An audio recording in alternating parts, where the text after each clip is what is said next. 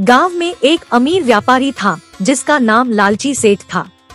उसे सभी लोग इस नाम से ही बुलाते थे क्योंकि वह लालच की बहुत बड़ी चीजों का मालिक था।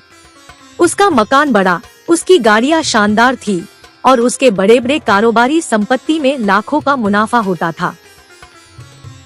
तुम दोनों मेरी एक बात सुन लो, मुझे काम में कोई भी कमी नहीं चाहिए। तुम्हें तनख्वाह काम की मिलती है, आराम की नहीं। जाओ मेरे लिए चाय लेकर आओ। ये भोंदू तेरी समझ में आया कि नहीं? भाग यहाँ से। लालची सेठ को ये सब भी कम पड़ता था। उसका एक ही मकसद था और वह था कहां से पैसा कमाऊं। वह लालच के आदान प्रदान में इतना डूबा हुआ था कि उसकी आत्मा में कहीं भी आत्म शांति नहीं थी। एक दिन गांव में एक बाबा जी आए। वह बहुत ही निर्भीक और शांति स्वरूप थे।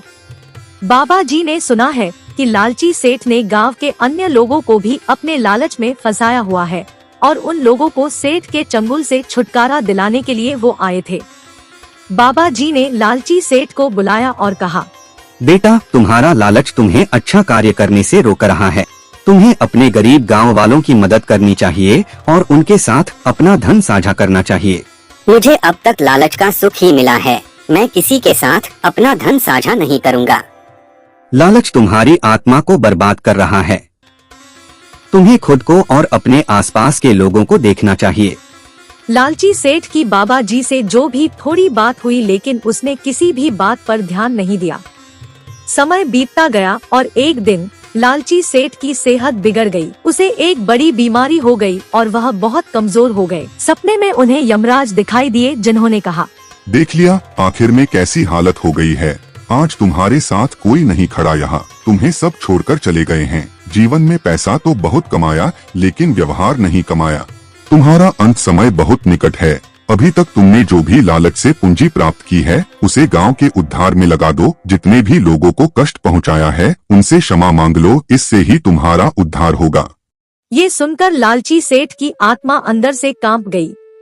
उसने यमराज से क्षमा मांगी और लोगों का उद्धार करने के लिए वादा किया। उसके मरने के समय पर लालची सेठ ने अपनी गलतियों का आभास किया और उसने बाबा जी से क्षमा मांगी। लालची सेठ ने अपना सारा धन गांव के विकास में लगा दिया। बच्चों के लिए स्कूल और गरीबों के लिए एक संबलपूर्ण अस्पताल बनवाया। इस कहानी से हमें यह सीखने को मिलता है कि लालच और स्वार्थ से दूर रहना हमें अच्छे कार्यों की ओर बढ़ाने में मदद कर सकता है और असली सुख शांति केवल सेवा और समर्पण में ही प्राप्त होती है। अगर आपको ये वीडियो पसंद आए तो प्लीज हमारे चैनल को लाइक, सब्सक्राइब करिए और बेल आइकन प्रेस करिए ताकि हमारे न्यू वीडियो का नोटिफिकेशन आपको मिलता रहे।